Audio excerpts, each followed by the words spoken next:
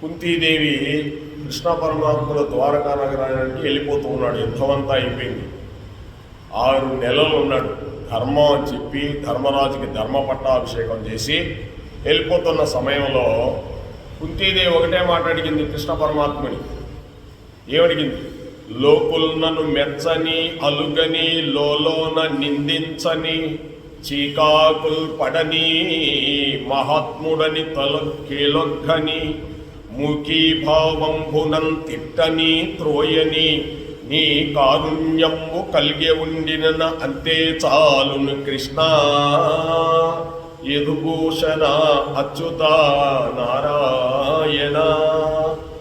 ఓ శ్రీనివాస, ఓ Krishna, local నన్ను మెచ్చుకుంటారు, ఒక్కోసారి బాగా పనిచేస్తాడంటారు, చేయలేదనుకో అలుగుతారు, నిందిస్తారు, చీకాకులు పడతారు, ఒక్కొక్కసారి మహాత్ముడయ్య అంటారు, ఒక్కొక్కసారి అందరూ కలిసి తోసేస్తుంటారు, తిడుతూ ఉంటారు.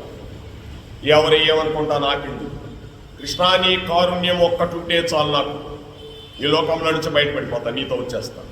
అందుకు లోకం రకరకాలుగా అనుకుంటుంటారు, లోక వ్యవహారం అటువంటిది.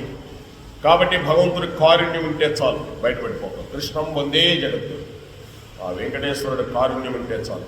అందుకే అన్నమయ్య గారు కూడా అన్నారు, కృష్ణ ఓ వెంకటేశ్వర, ఈ బంధాలు తెగమంటే తెగేటి లేవు, కొన్ని కోట్ల జన్మల నుంచి కర్మపాశాలను ఎంటబడుతున్నాయి. తెంచేవాడు నువ్వు ఒక్కడవేనాయా, తెంచవాయా వెంకటేశ్వర అన్నాడు, తెంచి పారేశాడు. అది కర్మబంధాలు అంటారు ఇవన్నీ. కొన్ని కోట్ల జన్మల నుంచి భార్య బిడ్డలు ఈ ఎన్నెన్నో జీవరాశులుగా పుట్టుంటాం, మానవుడిగా ఇప్పుడు వచ్చాం. దీంతోనే చరితార్థం చేసుకోగలం. ఈ కృష్ణం వందే జగద్గురు, అదే భాగవతం అంటే.